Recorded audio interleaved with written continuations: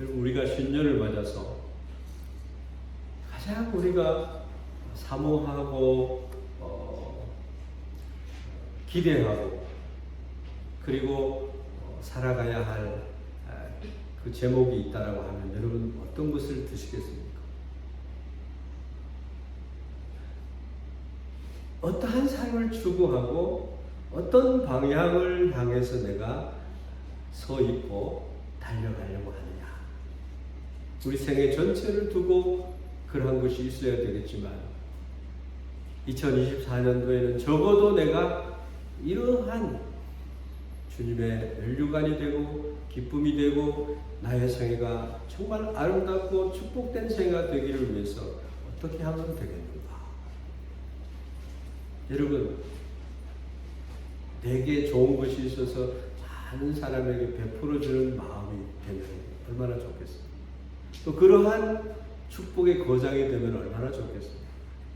그러한 분들이 다 되기를 주의 이름으로 축원합니다. 여러분, 이 세상에서는 고운 것도 거짓되고 아름다운 것도 지나간다고 했습니다. 그런데 남는 것은 오직 여호와를 경외하는 사람들은 칭찬을 받는다 말씀합니다. 하나님께서 우리에게 요구하시는 것이 있습니다. 특별히 성도들에게 요구하는 것이 있습니다.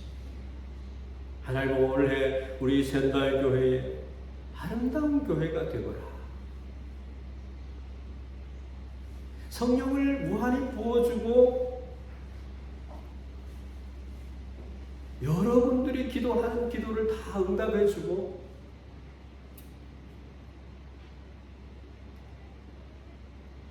물이 새지 않는 그런 그릇을 만들어주고 생애를 보존하고 축복하시겠다. 그 음성이 들립니까?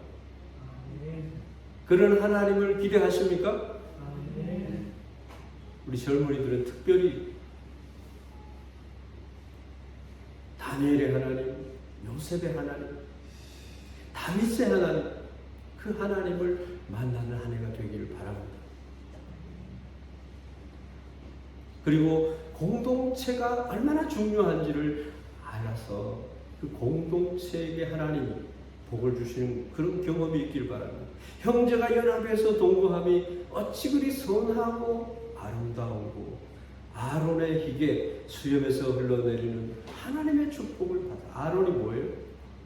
주의 종에 선포되는 말씀, 그 하나님의 말씀을 인해서 복을 받으라, 이 말씀입니다. 하나님은 요 질서의 하나님이세요. 내가 모퉁이 돌이, 모퉁이 건축자의 모퉁이 돌이 되는 것입니다. 우리 예수님은 적어도 그런 삶을 우리에게 본으로 보여주셨습니다. 그런데 우리는 내가 아직 늘 살아있어요. 내 기준이 무너지지 않고 있어요. 끝까지 내 기준을 내려놓지 않아요. 그럼 하나님이 역사하실 수 없어요. 그래서 우리가 새해에 새 마음, 새 부대에 제일 먼저 담아야 될 것이 뭐냐? 예수 그리스도 예수의 마음. 여기에 모든 축복이 숨겨진 줄 믿습니다. 이게 예수님이 우리에게 말씀하시는 비밀이에요. 지혜롭다고 하는 자만하는 자에게는 보이지 않도록 하시고 어린아이같이 순수한 젖을 사모하는 자들에게는 은혜로 주어지는 축복인 줄 믿습니다. 세상에는 어려움을 당하는 사람들이 많이 있어요. 늘 불행하고 힘들다고 얘기를 합니다. 그래서 마음의 문을 닫아버립니다. 마음속에 다른 모든 사람에 대한 분노와 적개심이 가지고 있어요. 그런데 사실 그 마음의 뿌리에는 하나님께 대한 원망인 것입니다. 하나님 나는 왜 이래? 불공평하지 않습니까? 얘기를 하는 거예요. 하나님이 얼마나 나를 미워하고 싫어하셔서 이런 어려움을 내게 주시는 거예요. 근데 하나님의 사람은 달리 생각하죠. 하나님이 나를 다듬고 계시는구나, 훈련하고 계시는구나, 그릇을 만들고 계시구나, 이렇게 생각할 수 있습니다. 그러나 하나님이 없는 인생에게는 불행과 힘든 고통이 올 때 누가 도와주려고 해도 도움을 받지 않습니다. 또 도와줄 수도 없어요. 하나님 외에는 그 사람을, 그 마음을 열어줄 자가 없는 거예요. 그런데 어느 날 나만 이런 어려움을 겪고 있는 줄 알았는데 다른 사람도 그런 어려움을 겪고 있다라고 생각을 하게 되는 거예요. 그때가 언제예요? 자기보다 훨씬 심한 상태에서도 당당히 살아가는 사람을 만났을 때, 세상에서 가장 억울하다고 하여도 예수님보다 더 억울할 수 있는 사람은 없습니다. 아무리 고통스럽다 하더라도 예수님보다 더 고통스러운 십자가의 죽음을 맛본 사람은 없을 거예요. 우리의 보통 고통은 예수님을 보는 순간부터 해결되기 시작합니다. 그때부터 내 근본적인 문제를 벗어나는, 그래서 다른 사람을 사랑하고 도울 수 있는 사람이 되게 되는 것입니다. 예수님을 만난 사람들은 다 그렇게 변화를 받고 축복을 받는 생애로 바뀌어지는 거예요. 할렐루야. 어떤 한 여자분이 비 오는 날에 옥상에 올라가다 물건을 가지러 올라갔다가 고압선에 감전이 됐어요. 전신에 마비가 왔습니다. 사람들은 죽지 않았기에 다행이라고 하는데 자기는 살아있는 것이 죽는 것보다 더 힘든 거예요. 전신에 마비가 와서 스스로 목숨을 끊을 수도 없는 상황에 처해버려요. 호시노, 그분이 목 위로만 살아있는, 움직일 수 있는 그런 사람이 된 것처럼 그렇게 되어버립니다. 그런데 어느 날 십자가에 달리신 예수님의 이야기를 듣게 되었습니다. 물론 전에도 예수님에 대해서 몇 번 듣긴 했지만 귀너머로 듣고 그랬지만 그날은 예수님에 대한 얘기가 감동으로 다가왔습니다. 왜냐하면 십자가에 달리신 예수님이 자기보다 더 심한 그런 고난을 당한 것 같거든요. 예수님은요, 흘러내리는 땀도 닦지 못하고 물 한 모금 마시지도 못한 채 손과 발에 엄청난 못에 찔린 통증을 느끼면서 물과 피를 다 흘리신 그 예수님을 바라보고 있습니다. 그래서 자신의 처지에 대한 분노는 사그라지기 시작했고 새 소망이 돋아나기 시작한 것입니다. 예수님의 십자가를 생각하면요, 화가 납니다. 사실은 나를 위해서 예수님이 그렇게 고난을 당했는데 예수님이 왜 저렇게 고난을 당해요? 그 현장에 있었던 사람들도 울었습니다. 너무 심하다는 거예요. 그런데 예수님은 그 길을 묵묵히 본인이 원해서 가십니다. 왜 사람을 나무에 못을 박아요? 옷걸이도 아니고 사진을 걸어놓는 것도 아니고 왜 못을 박아요? 그리고 산 사람을 못을 박아서 걸어놔요.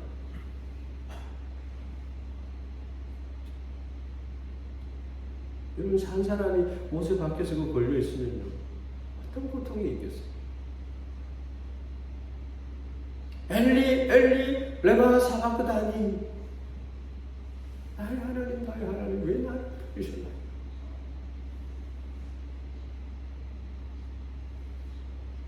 우리에게 하늘의 영광을 주시기 위해서, 우리의 가난함을 부유한 것으로 채워주기 위해서, 우리에게 영원한 생명을 주시기 위해서 울부짖는 주님의 사랑이 그곳에 있는 것입니다.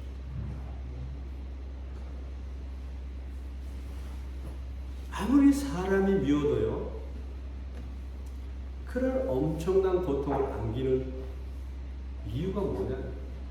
그거는 오늘 아침에 우리가 바라봐야 돼요. 주님이 주시는 그 은혜가 얼마나 놀라운 것인지를 우리가 발견해야 된다는 거죠. 우리에게는 품어야 할 예수님의 마음이 있습니다. 주님의 마음을 본받는 거죠.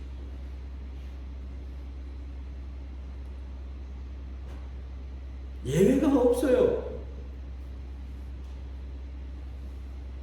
오늘날 성공하는데 가장 중요한 것은 기회가 왔을 때 그것을 움켜쥐는 것입니다.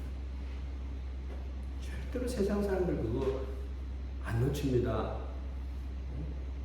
다른 사람에게 찾아온 기회까지 움켜쥘 수 있으면 좋다라고 생각을 하는 거죠.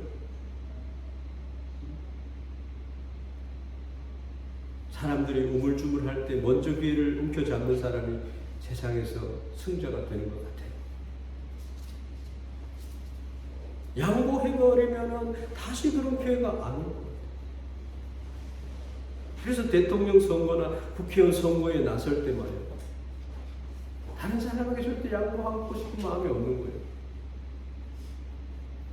다시는 기회가 돌아오지 않을 것이기 때문에. 한국은 지금 난리가 났어요. 그리고 언론들이 얼마나 냉정한지 모릅니다. 별 볼 일 없다라고 하는 그런 판단을 받은 사람 주위에는 사람들이 가지를 않습니다.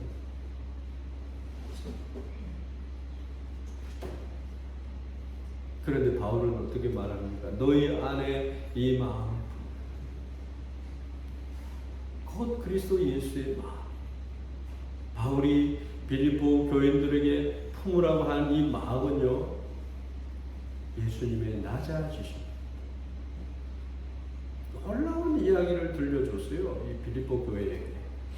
오늘 우리 교회에게 이 말씀을 하시는 그분이 계십니다. 예수 그리스도이십니다. 이 짧은 5절에서 8절, 11절에 있는 이 말씀을 가지고 우리 그리스도인의 삶이 어떠해야 되는가에 대한 부분을 가장 파워풀하게 말씀한 내용이 빌립보서 2장 5절의 말씀. 이 짧은 몇 절 말씀을 가지고 가장 아름다운 기독교의 놀라운 진수를 요약해서 말씀한 것이다.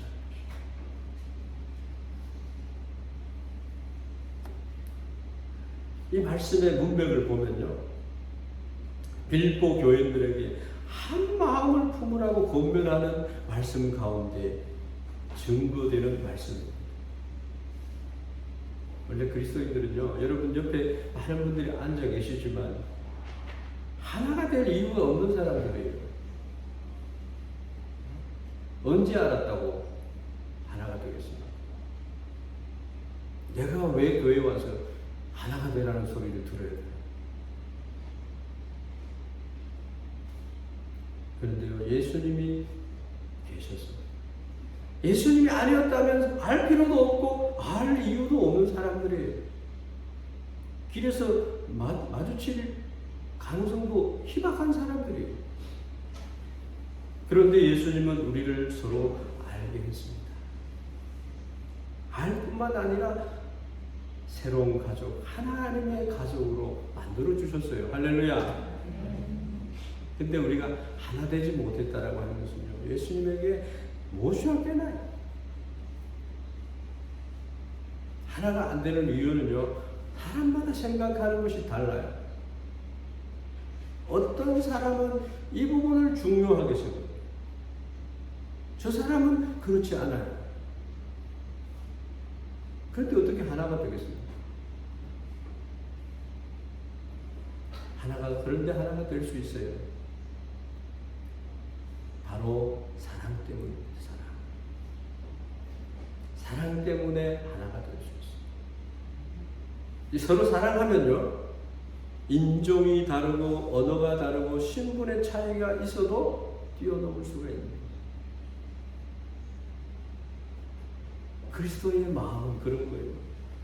바티칸에 들어가면은 쫙 길이 있는데 길에 들어가면은 예수님의 마음이 그려져 있습니다. 128개의 가시라가 세워져 있어요. 세계의 만민들은 내게로 오라. 수고하고 무거운 짐진 자들은 내게로 오라. 말씀하고 있는 거예요. 제일 하나가 되기 어려운 것은요, 생각입니다. 사상입니다. 신분의 차이와 피부의 색의 차이는 뛰어넘을 수 있어요. 그런데 생각이 다르면요, 하나가 되기가 어렵습니다. 교회도 마찬가지입니다. 그래서 짝가정 가정 보면요, 신앙적인 얘기를 하면은 안 들어보여요. 아예 대화가 안 된다고 아예 단정을 해버려요, 이쪽에서도. 그런데 바울은요, 우리가 예수님을 생각하면 그렇게 할 수 있다라고 말하는 거예요. 예수님은 누구세요? 하나님의 본체라. 그는 근본 하나님의 본체시나 하나님과 동등됨을 취할 것으로 여기지 아니하시고 자존감을 세우고 사랑이 없고 자신이 가장 아름답고 뛰어나고 내가 최고인 줄 생각하죠. 그거 포기해야 돼요. 오늘 본문에 나오는 단어 하나가 있는데 이거는 굉장히 신학적인 고찰이 필요하고 논쟁의 주제가 되는 단어. 가장 먼저 나오는 단어는 하나님의 본체다라는. 이 본체에 대해서 이해를 하면요, 이 말씀이 너무나 은혜가 되는 말씀이 되는 거예요. 본체는 몰페라고 얘기합니다. 몰페는요, 영어로 표현하면 패션.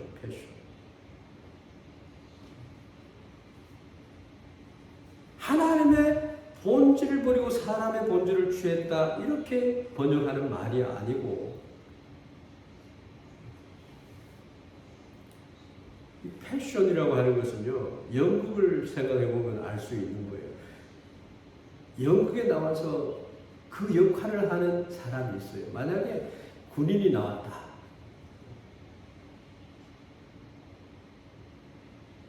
사관과 신사, 이런 영화를 옛날에 본 적이 있습니다. 너무 멋있죠. 해군 장교가 딱 나옵니다. 근데 영화에 나오는 사람은 대사를 외워서 그 대사의 역할을 하는 거예요. 근데 진짜 해군 사관은요, 해군 사관학교 들어가서 많은 훈련을 거쳐서 진급을 해서 그 사관이 돼요.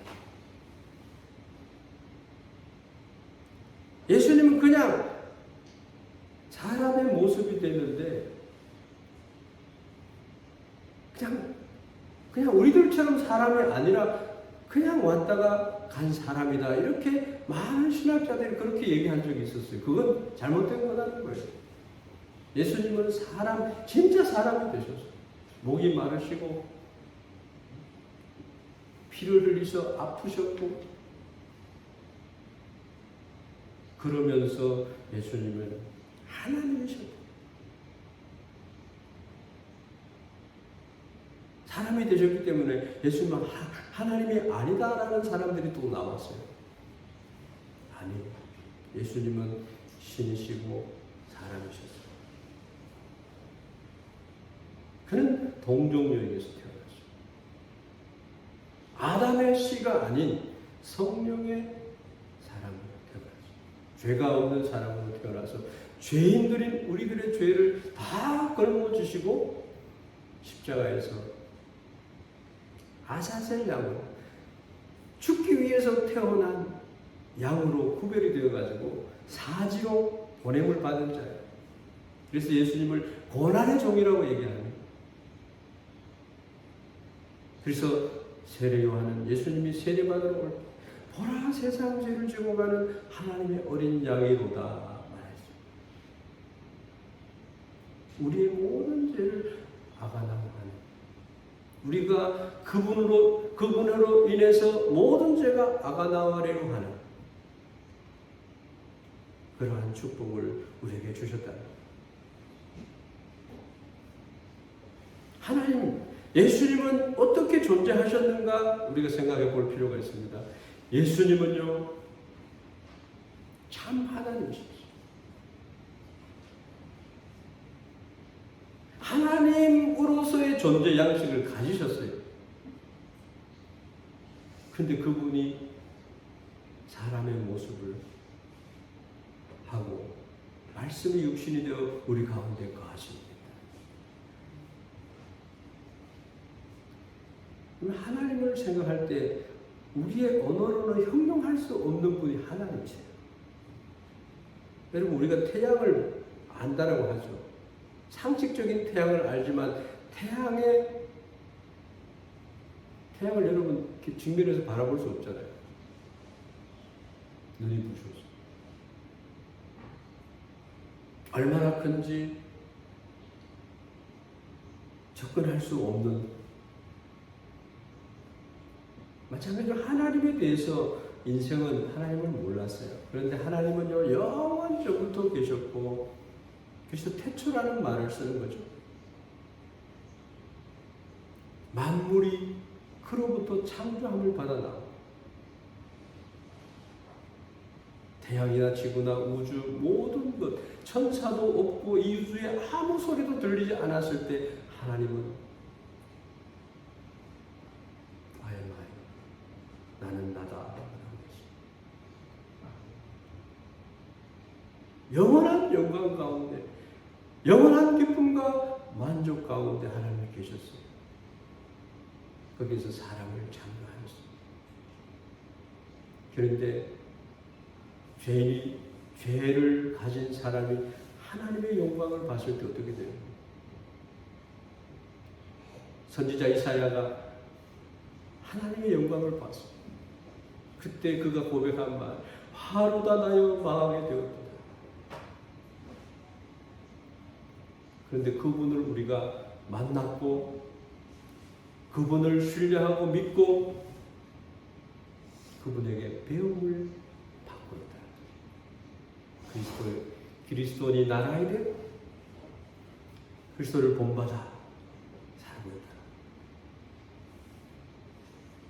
그 영광 중에 계셨던 예수님이 어떻게 되셨다고요? 하나님과 동등됨을 취할 것으로 여기지 않았다. 우리 신앙생활을 돌아보면요, 잘못 신앙생활을 하고 있는 게 나타납니다. 우리는 예수님은 하나님의 자리를 비웠는데 사탄과 유혹을 받은 아담은 하나님의 영광을 탈취하려고 했다는 겁니다. 늘 우리의 마음에는 하나님의 것을 탈취하는 마음이 있어요. 그 자리에 내가 앉고 싶은 거예요. 그러면 안 되잖아요.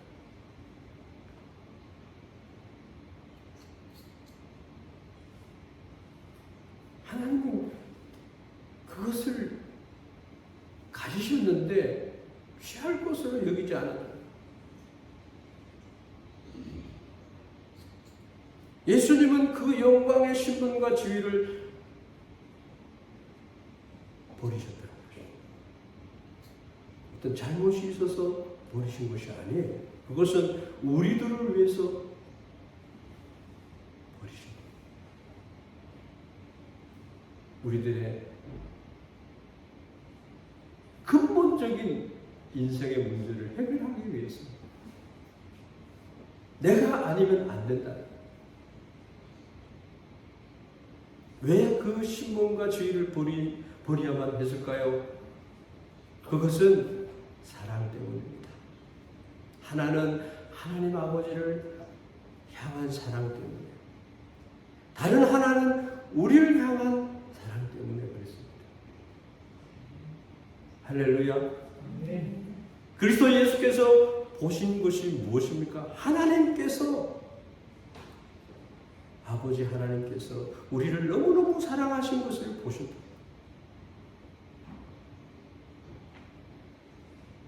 하나님께서는 우리 인간을 너무너무 사랑하셨습니다. 아들인 예수 그리스도는 아버지의 그 사랑을 알고 있었습니다. 그래서 아들이 원한 것이 내가 이 영광의 자리를 비우고 메시아로 가야 되겠다. 예언의 말씀을 성취하러 가야 되겠다.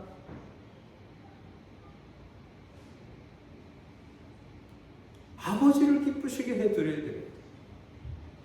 아버지의 온전한 뜻을 위해서 이 땅에 오셨어도요, 겟세마네 동산에서 할 수 있거든 이 잔을 내게서 옮기시옵소서 3번 기도했지만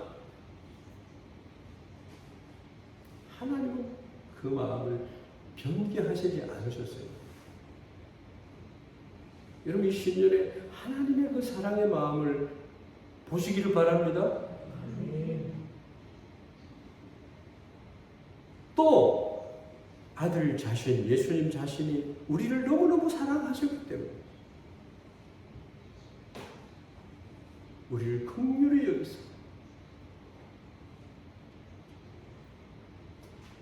예수님은 아버지의 뜻을 기계적으로 이루어드린 게 아니라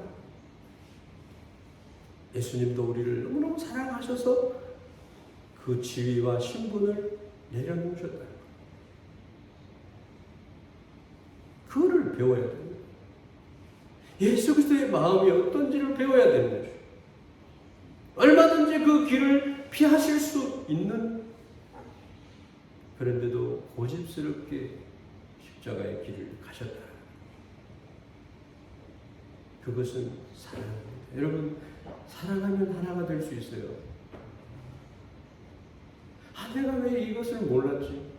십자가의 사랑을 왜 실천하지 못했지? 목사부터 이 마음을 배워요. 서로가 믿어줄 때 내 옆에 앉아있는 분이 정말 주님의 사랑을 가졌어. 화목해 하는 직책을 가지고 살아가는 자야. 이렇게 인정해야 됩니다. 3번째로는 자신을 비워서 예수님 자신을 오히려 자기를 비워 종의 형체를 가져 사람들과 같이 되었다. 7절 말씀. 어디까지 예수님이 자기를 비웠을까? 어떤 사람은 신성까지 비웠다 이렇게 하는데 신성은 안 비웠어요. 사람의 모양으로 왔지만 버릴 수 없는 것은 예수님의 하나님 되십니다. 자기를 비워 종의 형체가 되시니까는 아버지 하나님은 그를 높이 들어서 하늘에 있는 자나 땅에 있는 자나 땅 아래 있는 모든 자들로 예수의 무릎에 무릎 꿇게 하신 줄 믿습니다. 여러분 낮아지는 거예요. 예수님은 섬김을 받으러 온 자가 아니라 섬기러 온. 우리는 섬김을 받으려고 하는 자들이 되어 있는 거 아닌지.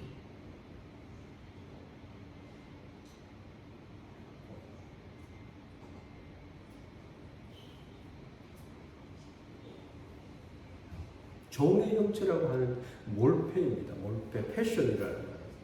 그냥 모양만 나타내는 어떤 역을 맡은 패션이 아니라 종 그 자체로 오십니다.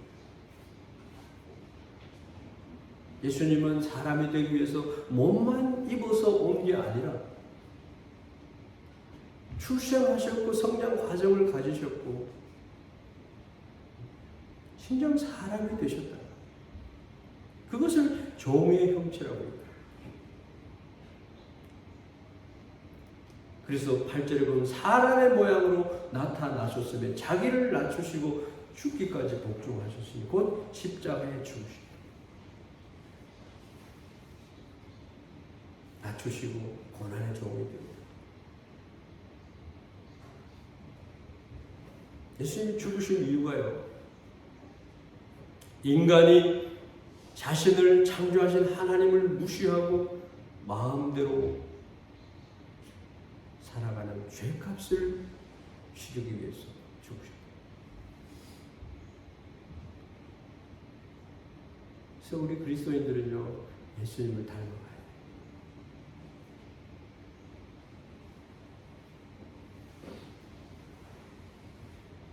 예수님은 죽지 않아도 되는데 죽음을 자처했다는 거예요. 예수님의 죽음은 참으로 의아한 부분이 많아요. 유대인들은 예수님을 신성모독으로 고발을 했는데 로마인들은 예수님이 로마를 반역했다 이렇게 해서 예수님을 처형을 해버렸어요. 총독 빌라도는 예수님이 반역을 일으킬 자가 아닌 것을 알았습니다. 근데 왜 사형에 처해졌느냐? 유대인들의 요구가 너무 셌기 때문에 밀란이 일어날까 봐 그렇게 했다.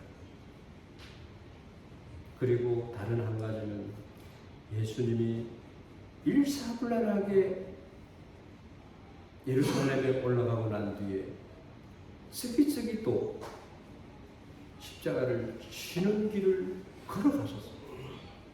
장원하셨다는 거예요. 이런 분이 어디 계십니까? 내가 죄인들을 위해서 죽어야 됩니다.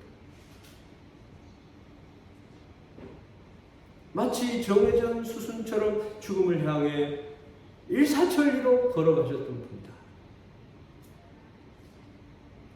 이게 주님의 낮아지십니다. 여러분, 예수님을 바라볼 때 여러분들 예수님은 어떤 분이라고 생각합니까? 어떤 분은 한마디로 겸손의 왕이시다.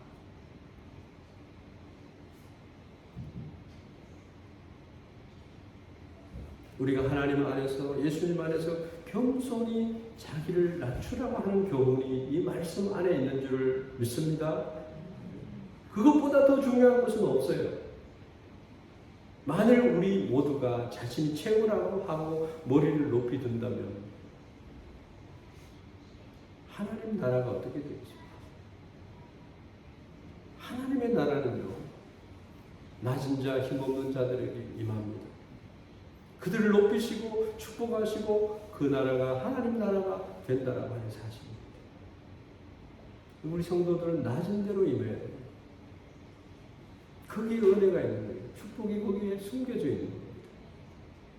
교회가 아름다울 수 있는 것은 나보다 남을 낮게 여기는 것이에요. 겸손히 주님을 닮아가는 것이에요. 우리는 남을 비난할 자격이 없습니다. 있는 그대로 사랑해야 됩니다. 내 마음에 맞춰서 그 사람이 절대로 변하지 않기 때문에 그분도 예수님을 닮아갈 수 있도록 우리가 본이 되어야 돼요. 우리의 본은 예수님. 신앙생활은 그렇게 해요. 본이 있습니다. 데살로니가 교회의 성도들이 바울을 본을 삼고 바울은요 예수 그리스도를 본을 삼았어요. 이 빌립보서를 기록한 사람. 그래서 데살로니가 교회 성도들이 모두 그리스도를 닮았어요. 그 소문이 마게도니아와 아가야 전도에 소문이 퍼졌어요. 탔다. 바울이 거기에 정말 짧은 시간 있었는데도 그 고난이 많은 바울이 거기를 고난을 받아 핍박을 받아 떠나지 않으면 안 되는 그런 상황 속에서 그들은 예수님의 그 십자가의 은혜를 경험한 것입니다.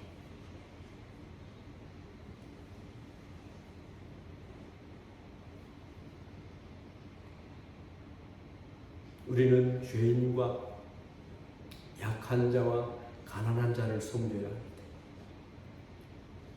우리가 새해가 되어 아무리 좋은 표현을 붙이고 마음에 그것을 가진다 하더라도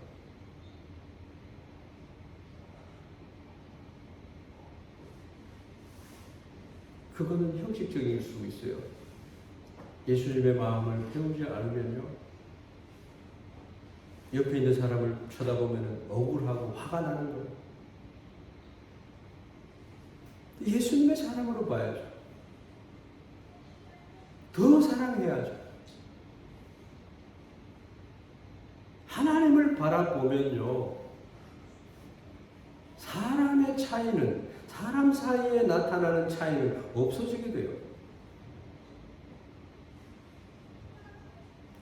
하나님은 너무나 높으신 분인데 스스로 낮아지셔서 본을 보여주죠. 예수님 바라봐야 돼요. 주님은 그러한 자를 기뻐하시고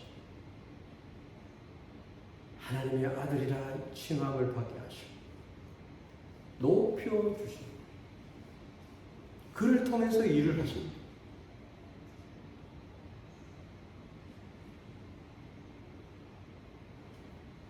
우리는 옆에 있는 분들의 필요를 살필 수 있는 사람입니다. 칭찬할 수 있는 사람.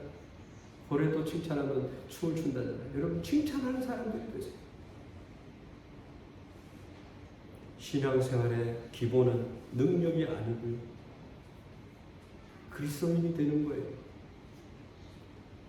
다른 사람이 나처럼 소중한 거예요. 내가 가진 것으로 그들을 섬기는 자가 되는 것이 주님이 바라시는 거예요. 주님이 피 흘려 사신 한 사람 한 사람을 귀한 줄 모르는 사람은요, 아직 신앙인이라 부름을 받을 자격이 없는 거예요.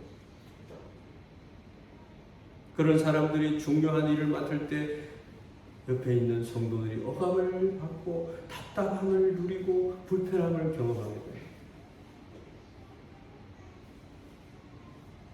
오늘날 교회 안에 가장 필요한 것이 무엇이라고 생각하십니까?